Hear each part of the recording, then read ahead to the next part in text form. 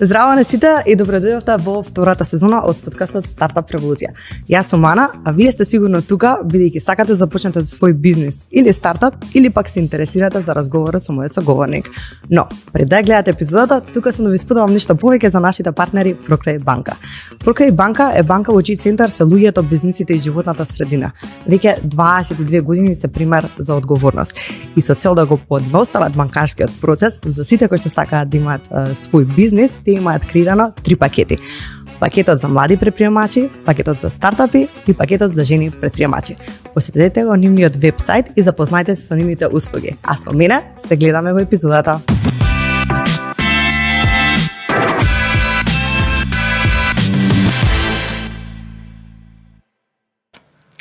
Здраво на сите и добро дојдовте во најновата епизода на подкастот Стартап револуција. Денес имам честа да разговарам со човек кој што повеќе од 20 години е дел од стартап екосистемот и активно предонесува кон неговиот развој. Тој е еден од основачите на бизнис клубот Зефир Ангели, кој што е препознаен не само на национално, туку и на регионално ниво, но денес е тука да поразговараме за многу повеќе од само Zephyr Angels и стартап екосистемот, туку и неговата кариера. Така што со мене денес тука го имам Гого Рафајловски. Добре дојде, Гого, во Стартап револуција. Добре ве најдов и фала ви за поканата. Нема на што, мене многу ми е драго што одвои време да присуствуваш, да ни се приклучиш тука во Стартап клуб Супија во студиото и да се поразговараме повеќе за тебе и твојата инволвираност во стартап екосистемот во Македонија. Но, најновата вест, вчера објавивте 100 ангели во Zephyr Business Angels. Што се случува? Честитки. Фала. Колку време да стигнете до 100 и кои се тие 100, што значи активни бизнис ангели кај нас? Да, тоа е баш вест од вчера. Вчера ја објавивме официјално, на неколку дена е стара веста, значи официјално Zephyr Angels стигна до бројката од 100 ангели инвеститори. За нас е некоја магична бројка, така под наводници, која што го потврдува она што го работиме и она што се залагаме, дека треба да градиме инвеститорската култура, треба да градиме стартап културата, спремни сме да инвестираме во стартапи и да речам задоволство е и навистина на позитивен момент кога ќе достигнеш таква бројка. И за мене лично, се надевам и за сите во Zephyr Angels. Тоа значи две работи. И идеме и на квантитет, идеме и на квалитет. Квантитетот сам по себе не е нормално доволен, но сакам да верувам дека и од тие 100 луѓе кои што ги имаме во мрежата, има квалитетни инвеститори, има луѓе кои што првпат започнуваат инвестиции, има луѓе кои што веќе се во екосистемот, така да идеме и на двете работи. Го потврдува оно што се залагавме, дека Zephyr Angels не е само македонска инвестициска мрежа, сега можем да кажем слободно и најголемата инвестициска мрежа во Македонија, туку имаме инвеститори се приклучуваат и од други земји, од регионот, кои што гледаат потенцијалот во нашиот екосистем и во регионалниот, така да се надеваме на убави моменти понатаму. Да, што смятам дека е супер, ова е многу убав мајлстон, мислам, одбележија во поглавието на Zephyr како ангел бизнис мрежа. И зошто го споминувам како такво е бидејќи вие немате официјален клуб каде што се плаќа чланарина, туку што секој може да се приклучи кон мрежата, така што е отворена структура, што верувам дека и предонесува кон таа луѓето малку се подобро да се запознаат со тоа што значи да се биде ангел инвеститор, но и што значи да се биде дел од настани каде што може да се поистове, мислам да се погледнат презентациите на стартапите. Така да моментално Zephyr Angels има инвестирано веќе околу 390.000 евра. Сега моментално се 430. Сега се 430? 430 заклучно со овој месец, да. Можеме да потврдим. Добро, значи заклучно со овој месец. Оваа информација си имав кога за 6 стартапи што биле до сега инвестирано и тоа се случило на сите 7 значи настани на кои што се представиле стартапите. Тоа значи дека е затворена уште една инвестициска рунда? Така е, во уште еден стартап инвестиравме, односно коинвестиравме. Сега се случува затворањето, односно сега се подпишуваат договорите во моментов додека зборуваме и префрлањето на средствата, така да очекувам дека до крајот на месецот ќе имаме и седмата инвестиција од страна на Zephyr Angels и веќе бројката стигнува до 430.000 евра инвестирани. Се надевам нема да застанеме тука. И една од останатите цели на Zephyr Angels беше да инвестираме првите пола милион во првите 3-4 години од работењето, така да мислам дека и тоа ќе се случи за брз. Значи супер траекторија. Да, сега за сега и добро котираме. Супер. Спомнавме дека се 6 стартапи. Сакам да им откриеме на тие што не случаат доколку не се запознаени кои се тие и во кои индустрии се. Повеќето се или во e-commerce, има еден кој што е во крипто, маци се различни, но сите се поврзани со некоја технологија која што се развива. Последната инвестиција која што беше официјално мислам дека објавена во медиуми беше во февруари месец. Така да ако може ништо да не го криеш поврзано со последната, па и ретроспективно да се навратиме и на другите. Да, последната инвестиција беше впрочем во CallIQ. Тоа е она официјалното објавена во февруари, така да декември ги финализиравме оперативните работи. Периодот после Нова година се искористи за потпишување на договорите и пренесување на средствата, така да мислам дека крај на јануари така ја завршивме таа последна инвестиција, тоа беше официјалната. И од тогаш нормално имавме повеќе активности, имавме еден демо дей. После тој демо дей се свртевме кон последната инвестиција, таму ја заклучуваме последната инвестиција во Спона. И тоа е тоа што се случува сега. Наназад нормално постојат 7 стартапи, Концептива, Вендор, Баркодер, Hylosense, да. Со кој што заедно со South Central Ventures влеговте во таа рунда. Така е. И во неколку други, и впрочем и во последнава инвестиција, заедно коинвестираме со VC фондови, што од една страна е добро и потврда за due diligence процесот и дека веруваме заедно со VC фондовите во стартапи кои што имаат потенцијал, но не мора да значи дека сегогаш сме на иста линија. Впрочем, нашата и теза и наша обврска е да влеземе што е можно порано во стартапите кои што имаат огромен потенцијал. Да, и меѓу тие 6 исто така и се наоѓа и Вели. Како стартап, тоа е еден од стартапите, мислам, како да кажам, освен вака, со Горијан имавме, исто така, че он ми беше гостин на Стартап Револуција, исто и Стефан од Вели. Така што ќе видиме сега што ќе биде следно. Знам дека со Вендор снимавме исто така на e-commerce, и епизоди до прва треба да излезат како такви. Така што интересна, како да кажам, цело време активностите ни се испреплетени во однос на со кој сме во комуникација и што како се случува во стартап екосистемот. Сега во однос на Спона беше еден од стартапите исто така кој што беа дел од пичинг надпреварот за време на Startup Revolution и Summit. Кога започна процесот со нив, каков беше интересот? Знам дека тука имаше и момент каде што се правеше една анализа на Спона како стартап компанија, каде што беше отворено кон другите бизнис ангели да го посведочат тој процес. Ако може нешто повеќе да ни доловиш за тоа. Да, во последната инвестиција во Спона, фактички ние се запознавме со фаундерот, со основачот Михајло на Startup Revolution Summit, кој што беше минатата година. И тоа е добра приказна дека луѓето, односно стартапите, инвеститорите може да се сретнат на било кој настан, на било која конференција. Впрочем беше извареден настан, Михајло многу го пофали. Доби ветување дека и годинава ќе дојде пак. Да, и ние тоа приказна, така да имате потврда за успешно организираниот настан. И впрочем да речем тоа беше иницијалниот момент кај што се запознавме, ни кажа што работи, ние му кажавме нормално што работиме и каде стоиме во однос на инвестициите и така спонтано почна тој разговор. Да речам, не зборевме околу инвестиција, туку зборевме околу тоа што работи стартапот, кој проблем го решава, каква перспектива му престои и слични работи.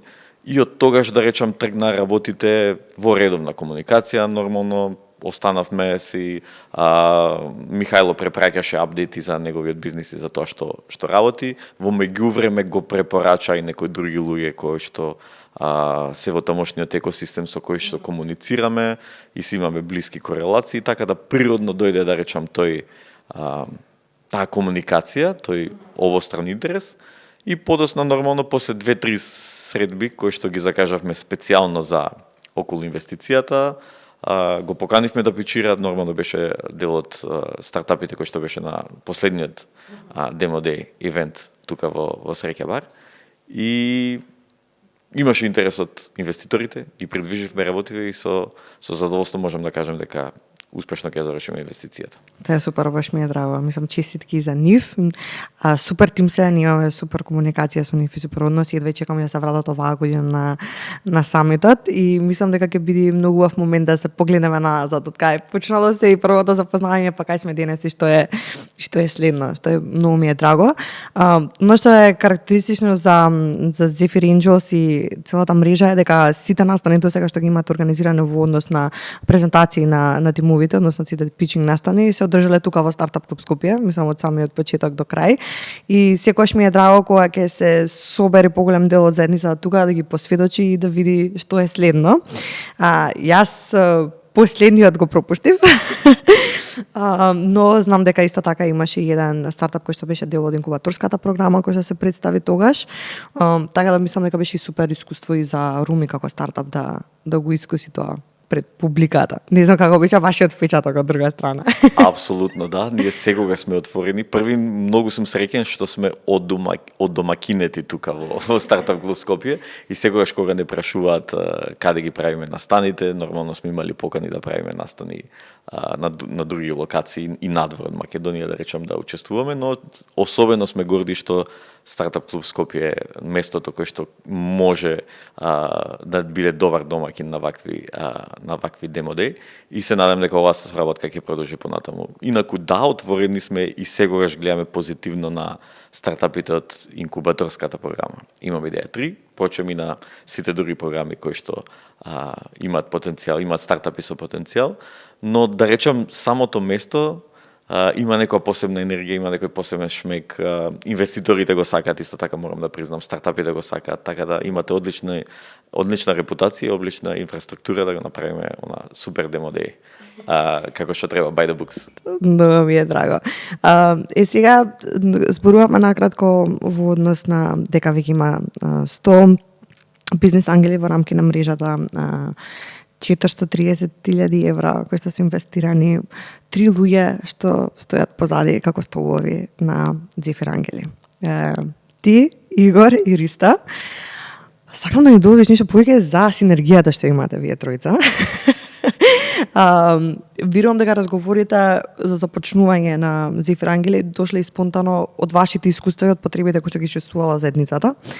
Но спојката, која супер моќ ја носи во тоа и како е вашиот однос? На кои му се јаките страни, слабите страни, како се поклопувате, како функционираат работите во позадина? Добро, ние немаме некои специјални супер моќи, ама во принцип знаеме по нешто. Како што кажа ти, приказната е многу невообичајна, спонтана, да речам, јас сум во екосистемот повеќе години и со Игор се запознавме пред повеќе од 20 на години, морам да кажам. Он беше на страната на тогаш на предприемачите, односно на фаундерите, јас бев на страната на поддржувачи на фаундерите во тогашниот бизнес инкубатор во Битола. И така се роди, да речам, можноста да соработуваме, нели, професионални допирни точки, приватни допирни точки и останавме во некое пријателство цело време. Работевме и на некои проекти заедно бевме во екосистемот, во заедницата, поактивни, помалку активни секој на својата страна. Но секогаш професионални апдети си држевме како што си поминува времето, си комунициравме и на некој неформален настан Игор почна, инаку е серијски предприемач, има основано многу компании, има и затворено многу компании, како што милува да каже, и успешни и понеуспешни приказни. Еден момент почна да инвестира во стартапи, инкогнито во и надвор од Македонија, со помали суми, и ја сподели приказната. Јас го препорачав на некои пријатели тогаш, кои што се кои што се трудеат да го заживеат инвестирањето во стартапи. И така тргна приказната дека можеме фактички да помагаме финансиски. И сега кога седнавме неколку луѓе на маса, тотално неформално, истото го размислувавме. Имаме знаењето, имаме конекциите, го знаеме екосистемот, долго време работиме, да речам, во екосистемот. природно ги знаеме и луѓето и процесите. Доаѓа и кај нас луѓе и од едната и од другата страна. Доаѓа и стартапи кои што бараа помош и бараа инвестиции. И од другата страна доаѓа луѓе кои што вика дечки, ова што го правите со инвестирањето во стартапи е супер интересно, јас сакам да учествувам, а не знам многу, не знам алатки, не знам механизми, не знам како оди процесот, дали може да помогнете. Така да тука се склопија работите и рековме, окей, зошто не го правиме ние ова? Немаме кој знае каков капитал, значи немаме милиони, милиарди на располагање, но имаме доволно за да ги поддржиме следната генерација на претприемачи и дај да собереме луѓе кои што мислат исто како нас, да видиме дали може тоа да функционира на некое, ние викаме vanilla way, баш како што треба да биде или како што функционираат во поразвиените екосистеми. И така, со Leap of Faith тргнавме првиот чекор, направивме некоја мрежа од 10 луѓе, се приклучија. Кај се собираат тие 10 луѓе? Што се случува? Кафичи, настани, работилници, баш на првин го зборнавме ова со круг на луѓе кои што делувавме. Нормално, некој се приклучија веднаш, некој вика, окей, сакам да дознам повеќе информации, па сакам да дојдам да видам, да научам некои работи кои што не се доволно јасни. И гледај кај нас, тоа сме го зборували и претходно, инвеститорската култура не е доволно развиена, односно нема ни од кого да научиш, нема некои формални, неформални настани, нема пренос на ноу-хауот. И дел од нашата мисија е да го направиме и тоа. Не само да инвестираме во стартапите, туку да инвестираме и во следната генерација на инвеститори, кои што треба и после нас да останат и да го продолжат ова што го работиме. Токму тука доаѓа и муабетот со членството. Се одлучивме да нема членство, за разлика од другите клубови или мрежи, кај што секој ќе може да дојде, да види, да научи, да види дали е за него овој асет клас и нормално првите чекори да ги направиме заедно. Сметам дека отвореноста е многу важна, бидејќи сега не станува само некој затворен клуб на луѓе кои што инвестираат, туку е нешто каде што секој може природно да дојде да се запознае со процесот и да го најде своето место каде припаѓа всушност, што е многу важно. Баш така. И јас тргнувајќи од себе кога сакав да научам малку повеќе за инвестирањето, за ангелското инвестирање во стартапи, немаше луѓе од кои што можев да научам. Имаше претежно затворен круг на луѓе, затворени клубови, тешко се стигаше до луѓето што се во Македонија или надвор од Македонија и имавме потешкоти да прашаме како тоа функционира, кои се инструментите, што се чекорите што мора да ги направиш, што се чекорите кои што би било поубаво да ги направиш или па се флексибилни или каде можеш да бидеш флексибилен. И токму од таа наша мака, одлучивме да нема членство и да го направиме отворена заедница колку што може за сите што сакаат да бидат ангели инвеститори, сите што сакаат да инвестираат во стартапи. А кои се најголемите митови за тоа да се стане ангел инвеститор? Или можеби некои мисконцепции кои што се шират во етерот, кои што сметаш дека можеби треба да ги побиеме сега? Најголемите митови се дека ние имаме многу пари на располагање, дека можеме да инвестираме се и се што. Тоа е митот број 1. Вториот мит е дека сме ние некои стари чичковци со бели коси, кои што сме сега пензионери во залез на кариерата и сега, да речам, може малку да се играме со парите и со финансиските средства. И третиот мит е митот дека треба да ги поддржиме сите. Мислам дека овие три се главните митови. Првин сакам да кажам дека средствата се приватен капитал. Значи не ни се дадени од никого, немаме програма, не сме финансирани од никој, туку се наши средства, односно средства на бизнис ангелите и тие го пласираат својот капитал таму кај што мислат дека првин може да направи промена, второ да донесе некоја промена и општествена и финансиска. Вториот мит е дека сме ние некои стари чичковци, како што кажав, пензионери или сме во залез на кариерата. Баш напротив, нашава мрежа докажува дека претежно инвеститорите во Македонија и во Zephyr Angels се луѓе кои што имаат 35-45 години, кои што работеле на странски пазари, работеле на сопствени продукти, знаат како се гради продукт, но и бизнис. Обично имаат искуство и надвор од Македонија, имаат енормна мрежа на контакти и нетворк кои што го стават на располагање. И тоа е, мислам, она што е најважното покрај капиталот, затоа што ние гледаме тоа што го имаме во позадина, односно тоа што го носиме во ранец, каде можеме да го извадиме за да биде од бенефит за самиот стартап. Да, доколку Пауза. Време за кафе. апсолутно. Ти благодарам. Со секој испиено кафе во Стрекја бар и Стрекја Русидер вие го поддржувате Стартап клуб Скопје, така што следната кафе пауза направете ја токму кај нас. Да. Што е многу важно, и мислам дека е многу важен и односот што се има со ангел инвеститорот, зависи колку сака тој да биде инволвиран во самите процеси, не да кажеме дека комплетно тој го држи воланот во однос на одлуките, но сакам да кажам дека е тука за да даде совет или насока во доколку е потребно и доколку основачот има потреба тоа. Така да би сакала и тоа да го поразговараме како однос, бидејќи знам дека и ангел инвеститорите освено кога ја прават инвестицијата, голем дел од нив и некогаш може и се поврзуваат со основачот, го разбираат, сакаат да му помогнат, се соживуваат со проблемот кој што го решаваат. Така да го разгледам малку и тој однос како се развива. Да. Фактички постојат две екстреми. Едната екстрема е кога ќе вложиш во стартапот или кога ќе одлучиш да вложиш да инвестираш во некој стартап. Едната екстрема е да го задушиш фаундерот, односно основачот, со твоите перспективи, тоа ти каде што мислиш дека треба стартапот да се движи.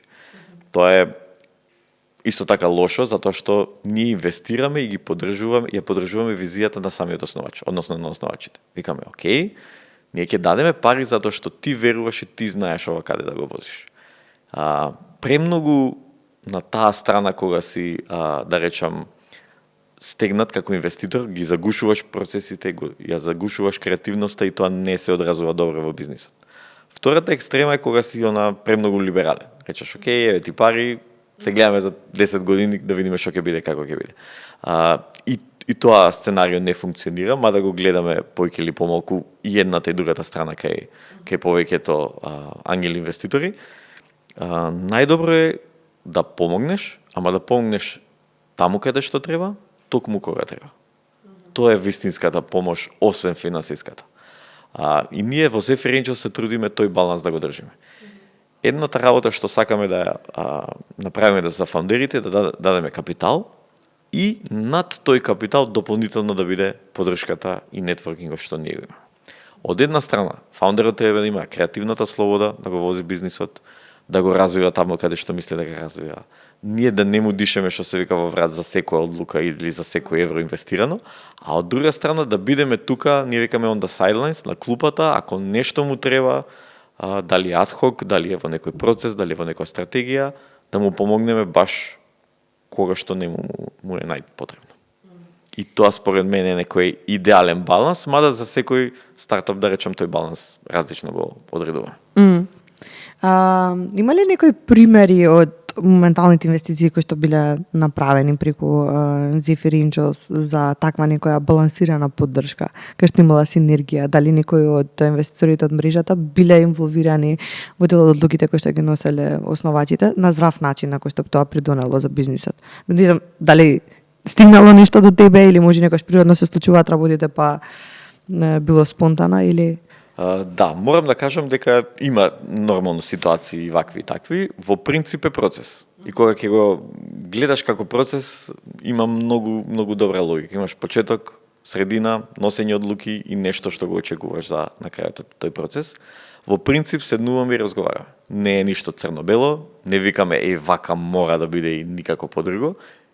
Нити пообратно, нити викаме окей, прави како што мислиш. Седнуваме и разговараме за тоа кои се потенцијалите, кои се можностите, кои се нашите искуства и каде ние можеме да допринесеме. Инаку има нормално примери кај што уште на самиот старт ангелите можат да донесат клиенти, отварат нови индустрии, отварат нови врати, тоа е супер за профитабилноста и за растењето на бизнисот. Има и ситуации кај што самите фаундери викат, ние сакаме бизнисот да го водиме на оваа и оваа страна и мислиме дека тука има перспектива, тогаш ако логиката и, да речам, вагата не дежнува на таа страна, зашто да не, поддржуваме и случаи во кога не сме во право, ама сакаме да го видиме бизнисот успешен. Не јасно. Сега, што опфаќа, мислам, ако може да доловиме како некои си фази, почнувањето на due diligence процесот и завршувањето. Претто сега кажа дека во моментот на пример се попишуваат некои документации, но претходно верувам дека се дуваат одредени анализи, преглед на портфолиото на компанијата, така што отворање на најразлични прашања, значи гледањето можеби финансиска анализа, до сега работата и слично, така да како се одвива тој процес во позадина и колку долго трае, бидејќи верувам дека тоа не е нешто што се случува од денес зутре. Така да, чисто да го доловиме за двете перспективи, особено за оние кои што не гледаат и можеби се заинтересирани се во процес кај што бараат инвестиција, но и оние кои што нели сакаат да инвестираат, чисто да знаат што би можело да се соочат во процесот. Мислам, можеби не се директно инволвирани, некој друг го прави тоа за нив, но како изгледа? Многу луѓе мислат, и тоа е еден од митовите, дека инвестициите се добиваат на demo day, се добиваат на pitch евенти. Во принцип тоа е многу ретко се случува. На таквите настани обично се пројавува интерес. И тој интерес подосна прераснува во due diligence, односно во длабинска анализа. Ако речам јас како инвеститор или било кој, окей, ова стартап е интересен за мене, мислам дека има потенцијал, сакам да ги разгледам можностите за инвестирање. Сега, тој формално правно, тој due diligence почнува од кога ќе има интерес, до кога ќе се потпиша договорот и кога ќе се префрла средствата. Тоа е тој процес. Во пракса тој може да почне и пред демодеот, да речам, и може да заврши и завршува после некое време после самата инвестиција, но во принцип оди паралелно со другите процеси. Значи немаме процес кој што викаме ова мора да заврши, па сега го почнуваме due diligence, па завршуваме. Туку обично е некој флуиден процес кој што во due diligence се отварат сите работи кои што инвеститорите треба да ги знаат за стартапот, а не се видливо она што се вика на прва рака.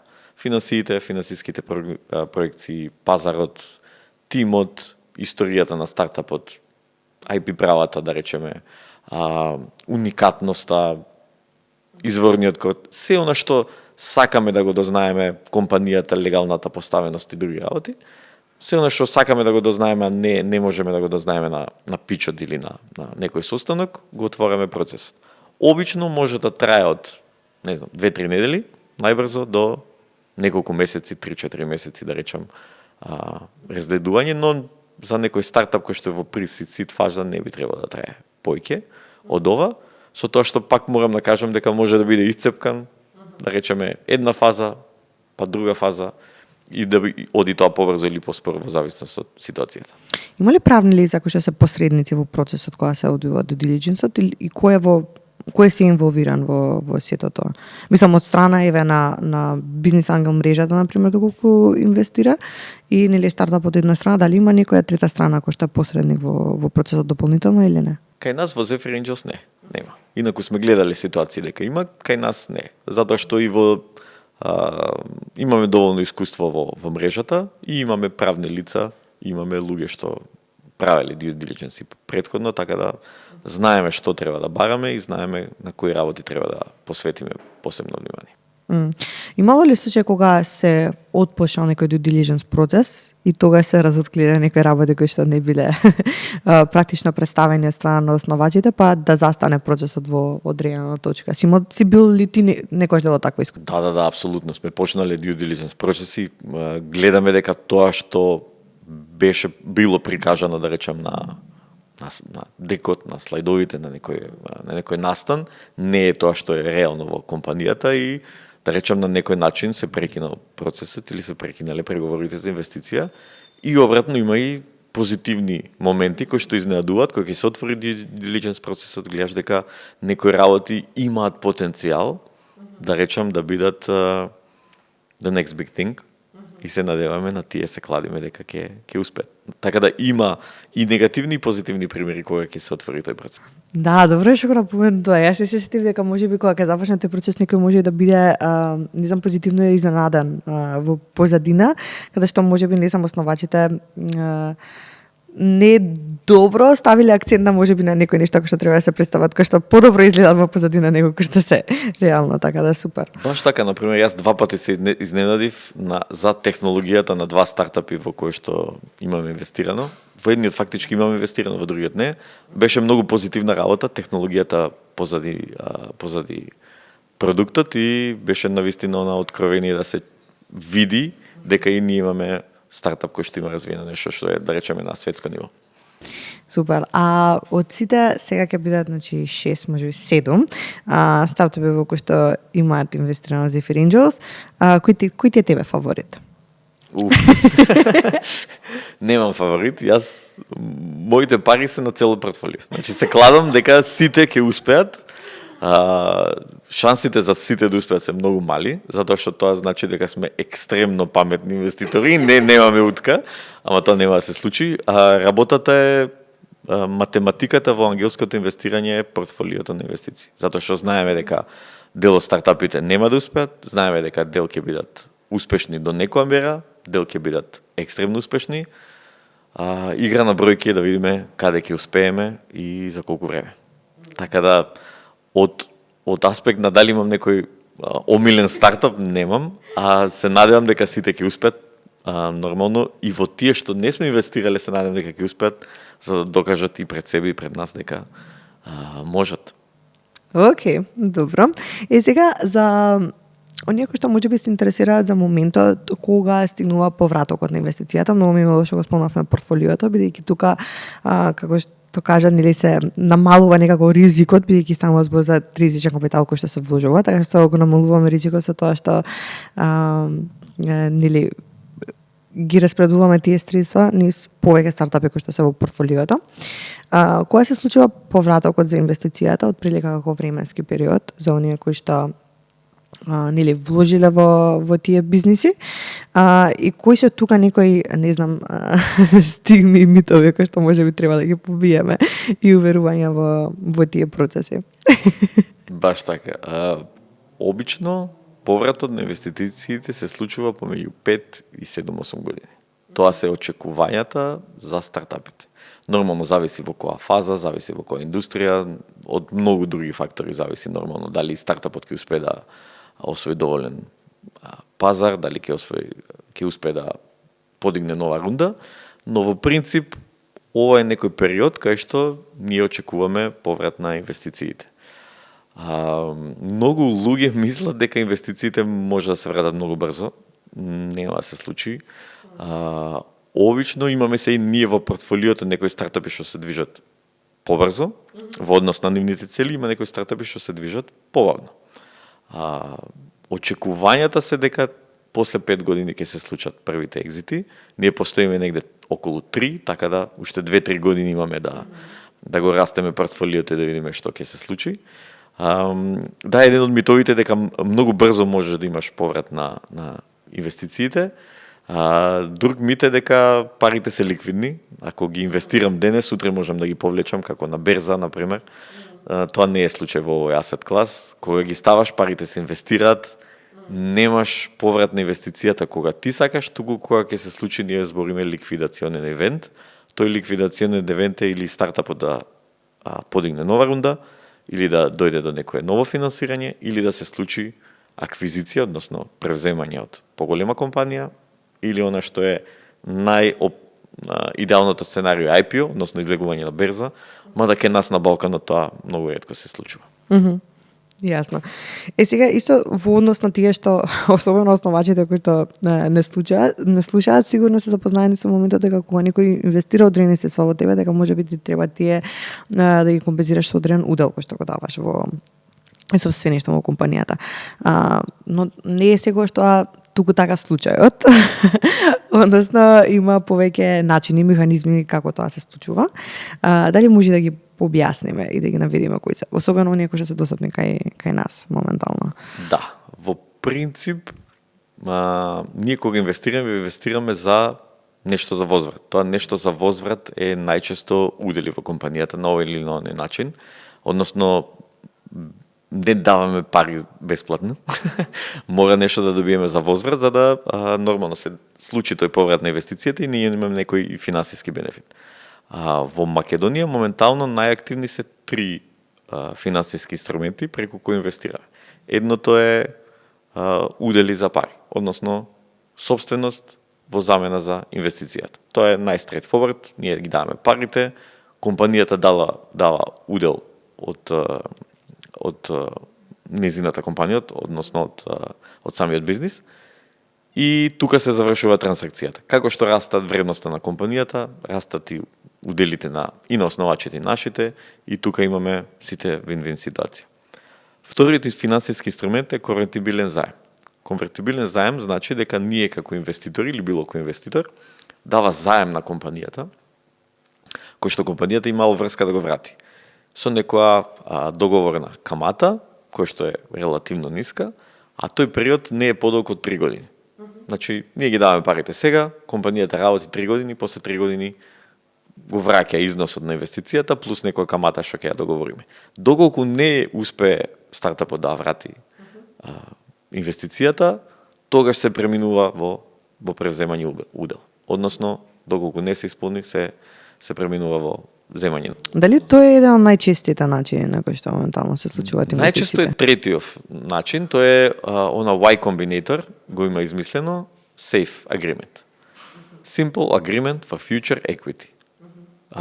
Тоа значи дека инвеститорите парите ги даваат однапред со подпишување на тој договор, а не влегуваат во собственичка структура се додека не се деси следната рунда на инвестиции или пак се случи, да речам, голема продажба или пак се случи некој milestone или KPI од кој што, речеме, стартапов ќе достигне вредност од 100 милиони или 10 милиони или ќе оствари продажба од 5 милиони евра или долари.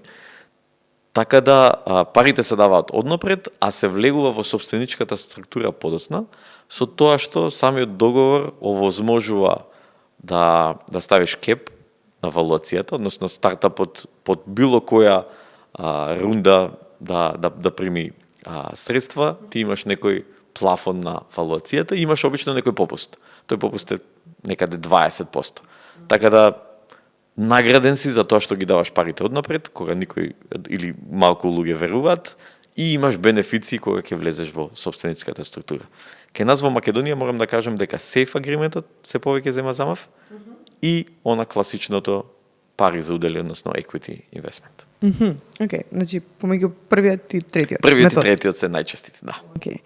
Супер. Сега кога спомната евалуацијата на компанијата, тоа е многу често кога стартапи кои се на почетокот не се откажа да почнат за да кажат кога е евалуацијата на мојот бизнес и што се влегува тука.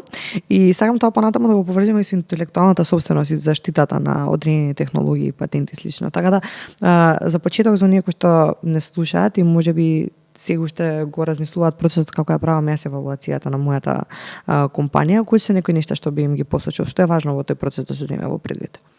Многу добра тема и фала ти што ме погоди. Јас фактички правев и проценки за бизниси, односно валуации за стартапи, правевме проценка и за она што е интелектуална собственост и некако двете работи се комплементарни, има сличности и разлики, но во принцип најголем проблем кај фаундерите кога ќе треба да одредат почетната валуација. Односно, кога ќе добиеш инвестиција, веќе полесно идат работите, знаеш на што си, знаеш кој ти е појдена точка.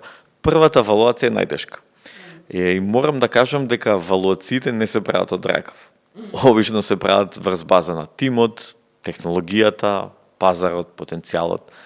Тука зависи нормално микролокација, макролокација, истиот стартап ако е во Македонија, истиот стартап ако е во Силикон Вели, нема да има иста валуација. Тоа да бидеме јасни и сигурни. И тоа зависи од пристапот до инвеститори, до капитал, до екосистем, до инфраструктура и се останато што му треба на стартапот да се развие. Најчесто фаундерите ја прават валуацијата од око или ја прават со помош на AI во последно. Што морам да кажам дека се случува и со ценовната политика што одредуваат некогаш, мислам дека и таму има моменти на гаѓаме. Така е, баш така.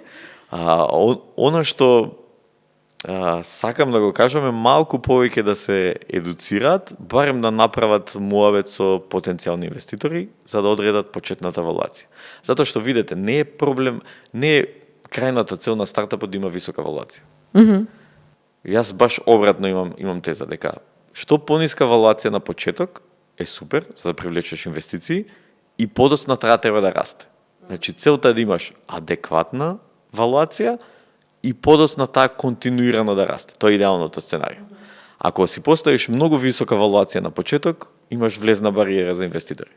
Јас како инвеститор, ако дојде некој стартап кај што вреди хипотетички 10 милиони, 20 милиони, нема многу простор за игра да навлезеш. И друго е механизмите, валуацијата е повеќе уметност него што е математика. Што повеќе искуство имаш, нормално полесно се одредуваат валуации, повеќе знаеш, да речам, во која фаза, со кои приходи, со кој степен на развој стартапот, кои валуации може да ги постигне. И ние како Zephyr Angels сме добри во тоа, можеме да ги подучиме стартапите околу тоа. А од друга страна сакам да кажам дека валуацијата се постигнува само кога имаш договор. Се друго е шпекулација. Значи само кога ќе речеме окей, ги даваме толку пари за толку учество или толку удели во компанијата, тога се постигнува валуацијата. Се друго е само чиста шпекулација. Јасно. Мислам дека тоа се моментите кога што можеби оние кои што се на почеток, особено кои што можеби немаат бизнис позадина, има најтешкиот дел. Кај нас мислам дека поголемиот дел на ослободени кои што имаат техничка позадина и тие работи им се и се преизвик. Баш истиот проблем го имаме и тој е моветот. Поубаво да имаш пониска валуација, а после тоа да растеш, него да имаш многу голема валуација и после да стагнираш со истата валуација следните 3 до 5 години. И втора работа што морам да напоменам дека кај нас на Балкан валуациите се пониски. За фаундерите бидете спремни на пониски валуации од тие што се во Франција, во UK, во Америка, во Германија.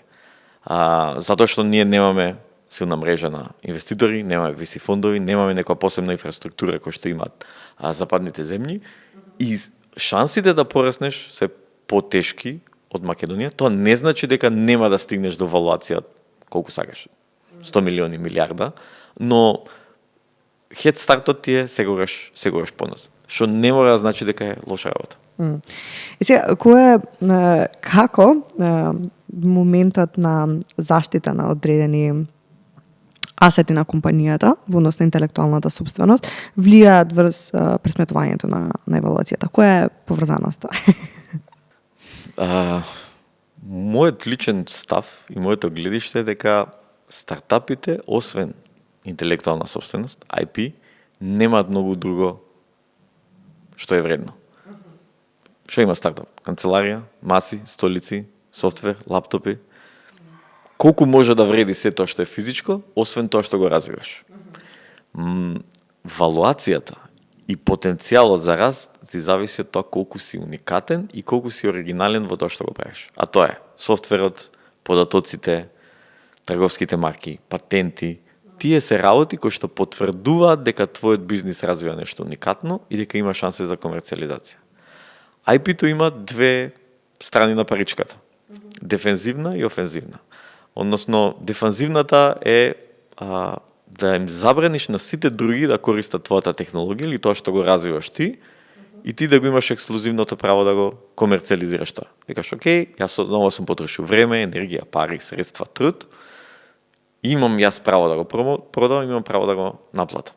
Од друга страна, офанзивната работа е дека со што повеќе имаш IP, поголемите се шансите да добиеш инвестиција, да скалираш и да напредуваш. Затоа што тоа е потврда и за инвеститорите дека нештата ги правиш на вистински начин. И да речам како side benefit за нас како инвеститори е дека IP-то е еден вид хипотека. Стартапите немаат ништо друго да стават на хипотека, освен тоа што е IP. Со IP-то потврдуваме дека да, ова што го имате како технологија, како изум и како продукт вреди, за вас е уникатно и ти можеш само да го комерцијализираш. И ако се случи стартапот да пропадне, некој safety net, тој IP може да се продаде едноставно да се комерцијализира на некој друг начин. И кога сме веќе кај интелектуалната собственост, ти си еден од луѓето кои што мислам дека повеќе години се залага и се да биде дел од различни програми, дополнителна едукација, како и на центрите, така и на стартапите во однос на колку е значајна интелектуалната собственост.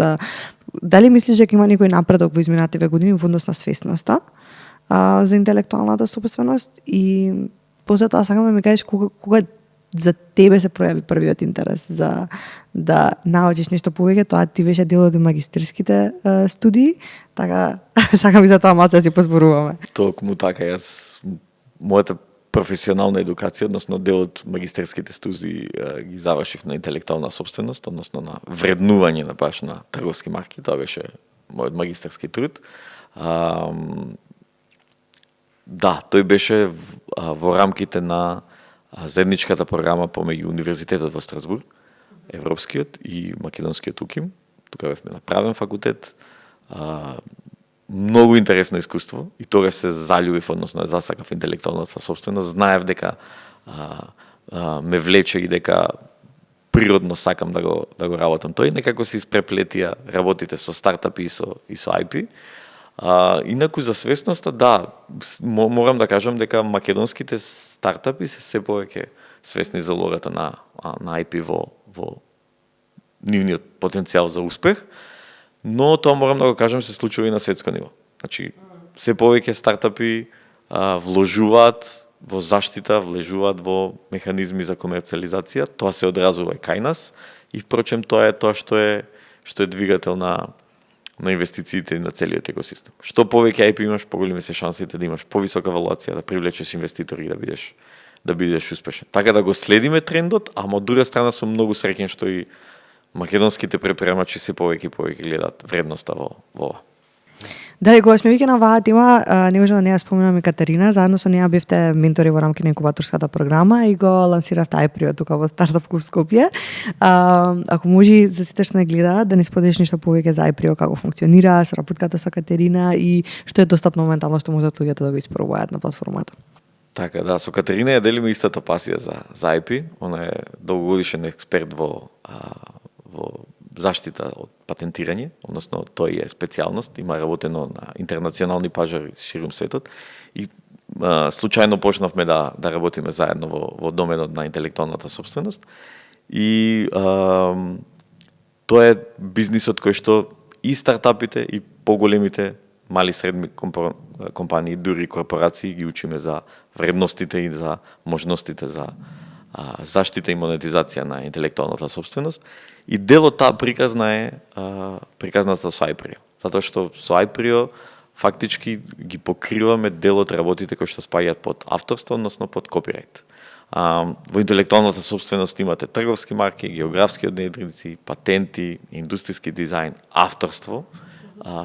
Дел од авторството е заштитата, односно направивме платформа кој што се нарекува iPrio, кој што можеш брзо од дома во рок на 5 минути од кога нешто си креирал, дали е тоа музика, дизајн, логотип, песна, расказ, што и да е од креативната страна, да си го заштитиш и да докажеш дека е твое. Така да многу сум среќен што ја споивме со Катерина искуството, пасијата за интелектуална собственост и новите технологии кои што го овозможуваат ова да го направиме и од тука, од Македонија, да биде на еден начин производ кој што се користи ширум светот. Да, и ништо што е брзо достапно и може одма да го испробаш и да видиш како функционира и да се запознаеш повеќе со како може да заштитиш твои авторски дела, особено во делот на креативните индустрии, каде што таму мислам дека има најголеми моменти во однос на судири за тоа кој ги држи авторските права за одредено дело.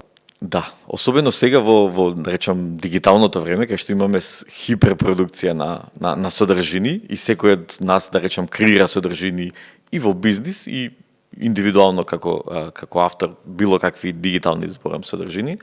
Многу е важно времето, затоа што стариот процес беше окей, ти идеш во авторска агенција или си печатиш, па идеш на нотар, па ако е да речам 100 страни текст, па тоа се заверува, па после дали е истиот документ, ако треба да се докажуваме дали нешто е сменето, не е сменето, се препраќаја преку пошта едно време работи. Сега со блокчейн технологијата, со digital timestamp го правиме многу брзо, едноставно и да речам буквално во рок од 5 минути можеш да си има сертификат дека делото е твое, ти си го креирал. Така да ќе ставиме линкче во био за може да испробаат луѓе. да го имаат искуството. Супер. Сега нешто што сакам да го позборуваме исто така е твоето 10 годишно искуство во технолошкиот парк Приштулов во Тетово. 10 години. Вау, значи тоа е одма после твоето искуство во инкубаторот во Битола. ова е нешто на кое што се посветуваш.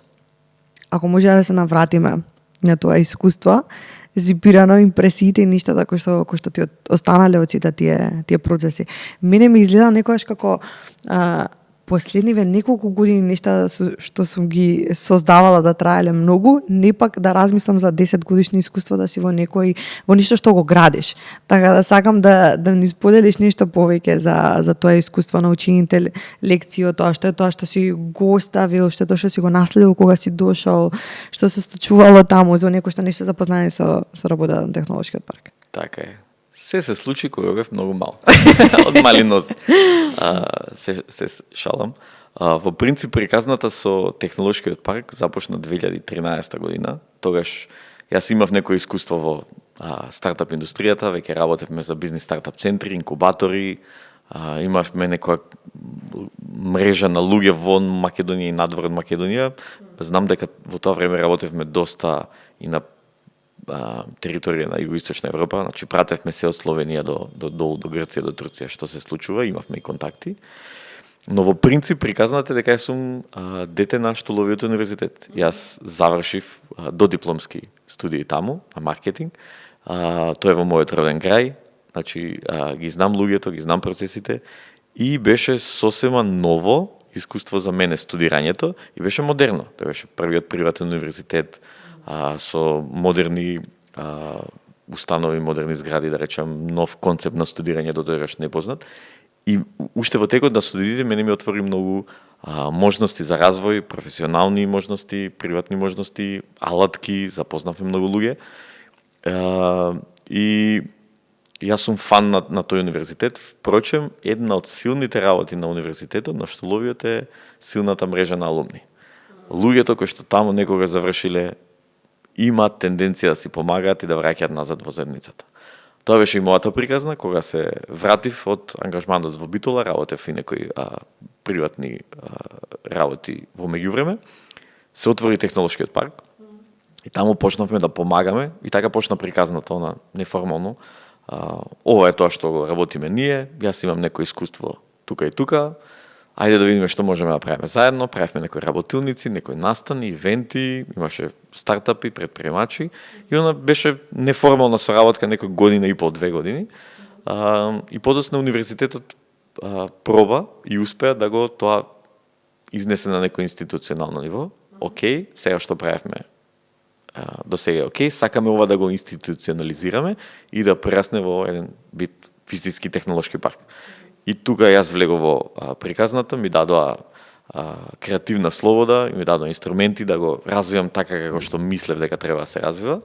И мислам дека на некој начин успеавме после 10 години да изградиме една супер интересна приказна. Тоа беше првиот технолошки парк во Македонија со сите нишани, да речам, салтанати. А од друга страна, горд сум што се успеа да се докаже дека и високообразовна институција може да направи успешна предприемничка приказна во Македонија и да тоа биде профитабилна, да биде во корист на заедницата и да ги постави темелите за нешто што треба да расте во иднина. Јас лично многу научив од таму. Благодарен сум на луѓето што ми дадоа шансе да бидам во една и корпоративна заедница, но и во исто време и академска заедница која што многу подалеку гледа од тоа што беше на времето во почетоците 2013-15 година во екосистемот. Ова е времето кое што Стартап Македонија уште беше во зародиш, времето кога фонд за иновации не постоеше, така да... Да, ти успеа да ги видиш зачетоците на фондот за иновации кај нас. Баш така. Луѓето се тие, значи истите луѓе соработувавме, нормално има и некои нови чинители, има нови моменти, но во принцип тоа беше зародишот на еден цел екосистем кој што нормално и претходно беше тука и понатаму се доизмени, но беше супер интересен момент за мене и многу ми помогна во развој на мојата кариера. Кои беа програмите и активностите што ги водеше во рамки на технолошкиот парк? Мислам, некои нешта кои што можеме да ги навидиме чисто луѓето да ако не се запознаени да дознаат повеќе. Многу една од првите програми беше Стартап маратонот. Многу малце луѓе се сеќаваат затоа што не беше нешто грандиозно, тој беше еден вид на тренинг и на мастер-клас за стартапи. Подоцна имавме хакатони од високо ниво, имавме Demo Day, имавме NASA Space Up Challenge. Таму профункционира последно и 700 акцелераторот, односно акцелераторска програма имаше. Имаше момент кој имавме 25 компании кои што беа со вредност над 20 милиони евра, така да функционираше тоа во еден екосистем каде што имаме она торен хеликс или четворен хеликс, како што го викаме. Значи, бизнис заедница, локална власт или централна власт, академија, стартап иновации. И докажавме дека тоа може да функционира така. Многу сум среќен што универзитетот ја препозна приказната и универзитетот даде отворени раце се што е надвор од на академските нивниот кор бизнис да можеме да го употребуваме и во рамките на она што се вика innovation life cycle, така да ја поздравувам визијата на универзитетот, посакувам што е можно поиќе вакви приказни да има ширум Македонија. Леле, како беше да се затвори тоа 10 годишно поглавје во тој момент и периодот кога ја донесе одлуката дека време е за следен чекор, бидејќи кога работиме на одредени нешто, особено кога сме дел од нивното градење, ни стануваат дел од идентитетот, несвесно. Верувам дека и луѓе како таков те препознавале. Така да. Како беше тоа чувство? Емотивно беше. За мене лично беше многу емотивно. Искрено, како што кажав, јас сум дете на универзитетот и мојата примерна цел беше да вратам назад на заедницата. Нормално, имаше и препреки, имаше и супер моменти. Мислам дека направивме добра работа, но после 10 години она станав премногу комфорен во ситуацијата. И си реков сам на себе, го или ова ќе продолжиш да го работиш наредните 10, или ќе пробаш да направиш нешто друго, или да го направиш следниот чекор. Искрено морам да кажам дека врските со технолошкиот парк и со луѓето таму сегогаш се на највисоко ниво. Имам многу голема почит кон нив, се надевам и они кон мене. Продолжуваме со соработката, но беше емотивно. Нешто што го градиш од day one, она што се вика. Многу малку луѓе знаат дека таму универзитетот фактички основа посебна компанија, технолошкиот парк беше посебна компанија. На почеток немаше вработени, па имаше многу малку вработени.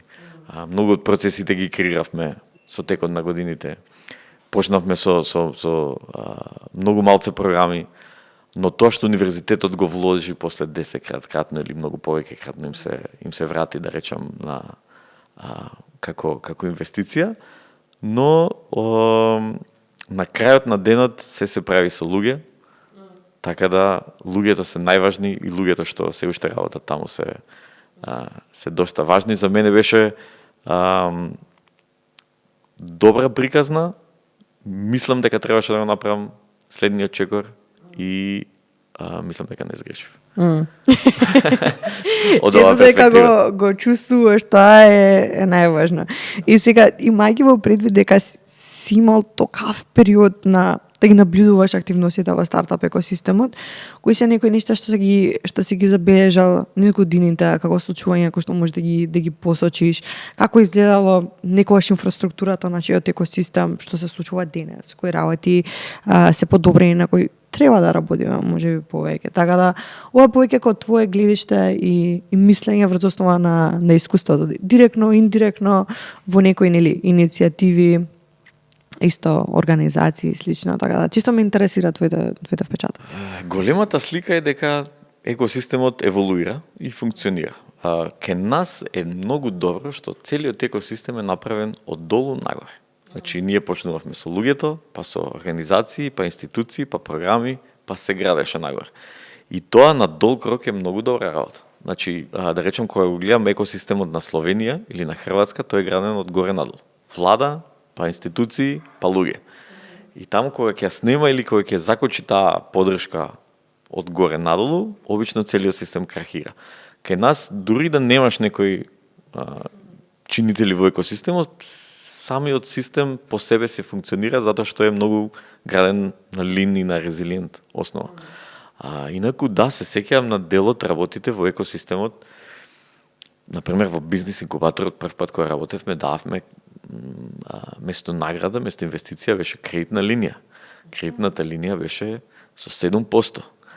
7% беше најдобрата кредитна линија во времето во Македонија. Знам една корпорација имаше поевтин кредит само на времето, ми се чини дека тогаш беше и на берза, од 6,5% во една комерцијална банка, со тоа што они го ставиат цел имот на како хипотека.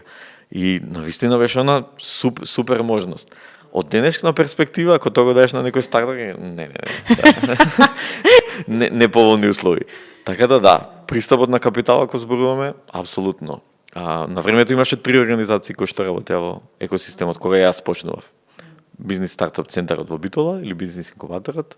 Јес инкубаторот беше тука во Скопје и она НЦДИЛ, организацијата на Машински, каде што на времето и Групер ми се чини Нина ја почна приказната и тоа беше екосистемот, многу малку луѓе од страна на државата, имаше една агенција за поддршка на претприемништвото кој што сега се спои со Фондот за иновации и таму функционираше на ваучерски систем.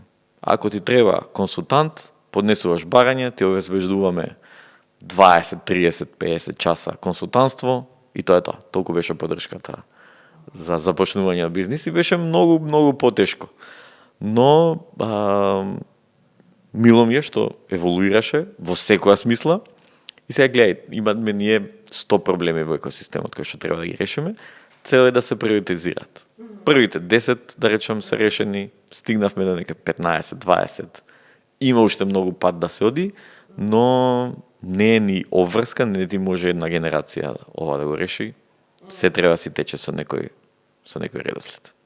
Да, се служувам, но мислам дека јас дури имам забележано промени пред 6 години и денес како се одвиваат нешата, така што верувам дека сега и колку побрзо се случуваат работите и побрзо ќе ги гледаме и некои промени. Верувам дека сега доаѓа една нова генерација на претприемачи во екосистемот кои што прават па други носат нека друга енергија, значи своји вредности, други принципи, што е интересно да се гледа како ги предизвикуваат можеби некои работи кои што се случувале до сега. Мене ми е тоа интересно да го гледам.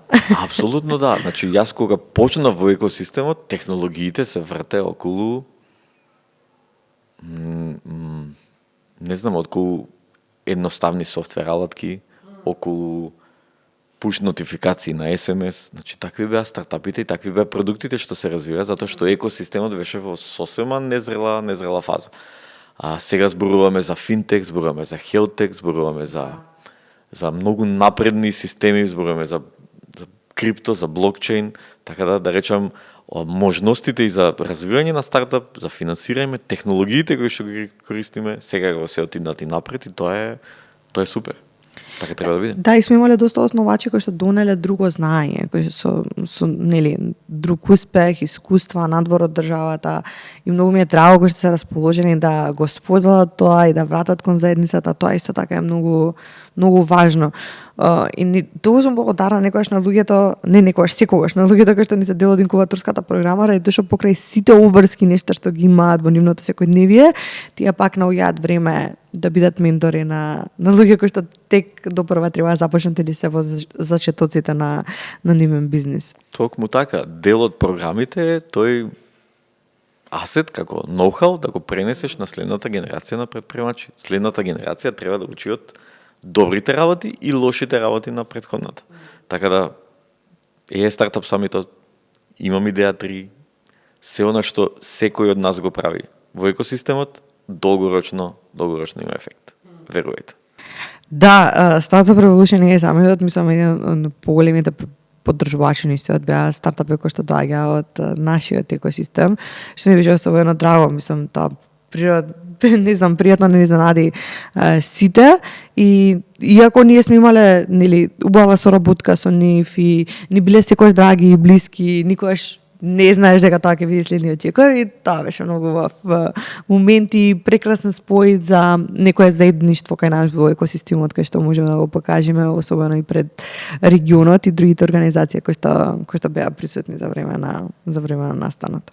Баш така, во тој контекст сакам само да дополнам дека имаше на претходниот самит, јас лично запознав многу луѓе кои што се надвор од македонскиот екосистем, кои што кажаа дека ова е апсолутно нешто што е на светско ниво и дека би се вратили пак. Тоа ми е многу драго. Сега со тимовот напорно работевме да пред да инволвираме многу други организации да бидат дел од приказната и агендата и да го учествуваат тој настан како да е нивен, не дека доаѓаат на тој настан, што мислам дека допринесе кон атмосферата и амбиентот на сето тоа што се случуваше.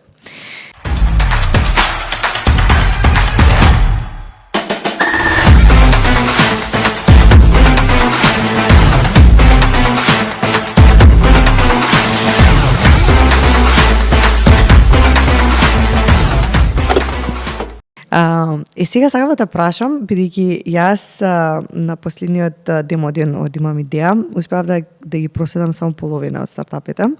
Кој беше твојот впечаток од овој демо ден, бидејќи си бил присутен на останатите за оваа генерација која што ја заврши инкубаторската програма? Морам да кажам поквалитетна генерација. Поквалитетна од аспект на стартап и она што го има сработено. Нормално, сега во секој кохорт имаш повеќе или помалку интересни стартапи. Мислам дека во оваа генерација кај нас како ангел инвеститори имаше 3-4 стартапи кои што навистина сакаме да ги следиме како ќе се развиваат во иднина и оставаме простор да видиме дали може да се случи потенцијална инвестиција. Но во принцип јас сум задоволен. Видете, вие како инкубаторска програма сегураш имате добри стартапи. Работата и јас сум правил програми, во некој беч имаш поквалитетни, во некој имаш понеквалитетни, во некој имаш фаундери кои што се понапредни, поќе грабат, во некој имаш технолошки поспремни или понеспремни, ама во принцип квалитетот од година во година расте, тоа ме радува, keep up the good work, и знам дека, убеден сум 101% дека некој од успешните стартапи во Македонија ќе излезе токму од оваа програма. И јас верувам, оваа генерација има многу поразлично искуство, ради што го почна на самитот и мислам дека од старт има пристап до многу повеќе информации и многу нешта кои што ги добија од почетокот, така да тоа некако им даде многу поголема откочна даска, многу побрзо почнаа со тестирање на пазарот, да видат што функционира, што не функционира, што треба да промена, така да беа доста проактивни и се надевам дека ќе продолжат и понатаму со работата, пошто некогаш ентузијазмот трае кога некои тимови се зе во некоја програма и после тоа нели спласнува, се надевам дека тоа нема биде случајот и многу ми е мило што голем дел од нив веќе имаат следни ангажмани. 2 стартапи одат за Брисел, еден од нив беше и со нас на saстанак сега во едиција, така што 2 од нив исто се примени на ГИС програмата, така да имаат следни активности што тоа ме наведува да размислувам на тоа дека ќе си продолжат напорно со работата. Ана, те уверувам дека стартапите ќе бидат успешни, само работата е кога. Ние сите сакаме, после секоја програма, природно е дека сакаш успехот да дојде веднаш после програмата, но во принцип кај некој се случува веднаш, кај некој после 3 месеци, кај некој после 3 години. Успешни стартапи ќе има. Супер, да. верувам и јас. И сега, за крај на разговорот, сакам да те прашам што е, бидејќи кажа дека може имаме 100 проблеми и 10 од нив решаваме сега, што е следно. Што е следните проблеми што треба да ги решаваме? Што е следното нешто кој што можеби не ве проблеми, но кој што треба да целиме како екосистем од твоја гледна точка? Од моја гледна точка гледам дека сме слаби како нација, како екосистем во неколку работи. Тоа е sales, односно продажба, investment readiness, подготовка за инвестиции, тука спаја валуација, преговарање и финансиски инструменти, продажните вештини и оно што се нарекува бизнес девелопмент аспектот. Ние сме многу добри и како регион и како земја во креирање на продукти, уште треба да се подобруваме во нивна продажба. Значи, ти кога ќе направиш продуктот, се заљубуваш, најидеален е, се окей, треба тој да го растеш и да го продаваш и надвор од Македонија. Сега, тоа изискува менаџирање на тим, ангажирање на нови луѓе, барање на инвеститори, отварање на нови пазари и сите ова се вештини кои што ние до крај ги немаме совладано, иако гледам поместување. Значи, во секоја програма се повеќе се добива на квалитет и верувам дека во догледно време овие работи ќе ги доусовршиме. Само сакам да кажем дека во техничкиот дел сме супер и сите го признаваат тоа. Во бизнес делот имаме уште многу да научиме, но малку по малку идеме натаму. гледам потенцијал во македонскиот стартап екосистем од два аспекти. Ние сме многу мала нација и сме родени глобални од day one. Во другите системи, верувате, нема пичинзи на англиски, нема спремање, има многу помалце или повеќе има safety net, кај што и ако кикснеш, нема паднеш ќе те задржи некој. Нашиот систем е брутален затоа што или си добар, или си просечен. Тие што се добри успеваат напред и многу ми е мило што има многу успешни стартапи, но од тој аспект гледам дека иако нема многу во бројка, тие што излегуваат во квалитет се стварно со добар мајндсет и можат многу далеко да стигнат. Да, јас одамна започнав еден основач кој што ми зборуваше за моментот дека пред да го креира продуктот само креирал еден лендинг пејдж со офер дека ќе биде креиран таков продукт и кој сака може да се преплати за $19 за да го добие. И многу ми е интересен концептот каде што некои основачи од надвор повеќе го имаат моментот на јас првин да ја продадам идејата за тоа, да видам дали стварно е толку важен проблемот кој што го решавам, дали некој си премен моментално да плати или пак која е личноста која што нели е спремна да плати за тој продукт. Наместо да почнам да тестирам и да градам, што ми беше тотално обратно од тоа што сум го среќавала кај нас, во однос на природно што доаѓало кај основачите, така да ми стана интересна и таа филозофија на продажбата кога веќе ја спомена, дури пред да се креира самиот продукт, што е она што можам сега го продадам. Сакам да ти споделам две приказни. Во денешно време, значи од пред месец дена. Едната приказна е соло фаундер направил систем со AI, кој што му направил продукт, направил агент и самиот агент му резнал 2,5 милиони. О, вау, добро. Без никаква подршка. Нема ни продукт, нема ништо. Fake it until you make it. Вториот елемент е, тоа кажува колку само технологијата може да им помогне на основачите да направат продукт и да почнат да го продаваат. Сега со AI шансите се многу на страна на фаундерите него што беа претходно. И ние како инвеститори кога зборуваме со VC фондови, кога зборуваме со Европска инвестицијска банка, со ЕБРД, го гледаме тоа. Се повеќе ќе има соло фаундери со помал тим, повеќе алатки, ќе можат многу побрзо да прават продукт. Ако порано ти требало 2 години да направиш она by the book, солиден да го тестираш продукт, сега можеш да го направиш за 3 месеци. Втората приказна е Антропик заврши, зеде валуација, зеде рунда од 65 милиарди. Во Европа, за 2025 година, цел фандинг за сите стартапи е 66 милиарди. Значи, една компанија го прави тоа што го прави цела Европа за година дена. Антропик го направи за близко 1 трилион валуација.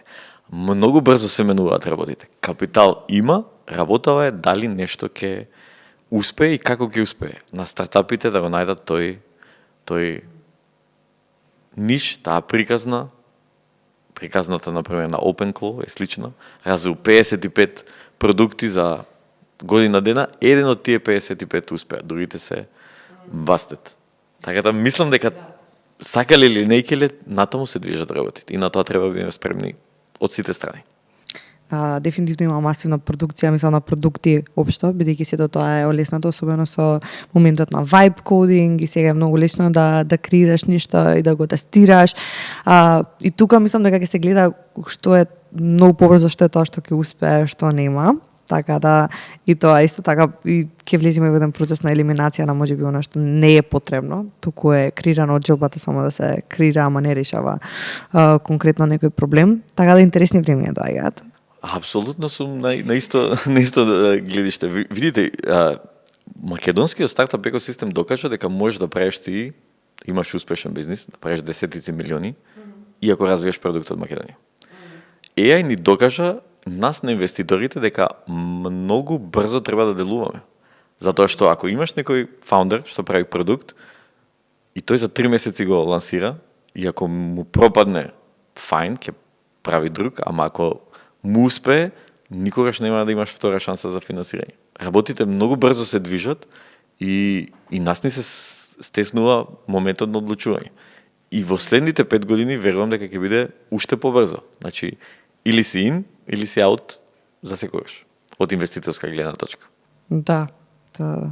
Што никогаш не било така. Комплетно. И сега, земајќи го си во предвид, кој некој совет што би им го дал на основачите на нивни компании денес, но и од друга страна и на оние сите кои што се заинтересирани да станат инвеститори во иднина. Така да од двете страни. Ајде од двете страни. Први, од страна на стартапите, секогаш бидете свој, бидете самоуверени и имајте пасија. Верувајте, ние гледаме преку илјадници пичеви, не пичираат стартапи на улица, на настани, на LinkedIn, на Skype, секаде, буквално.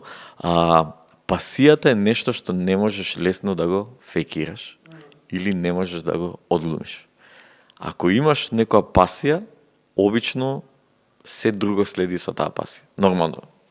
Продуктот треба да е тука, треба да си трудолюбив, треба да си истраен, треба да си издржлив, но се почнува од тоа дали ти имаш желба за нешто големо или не.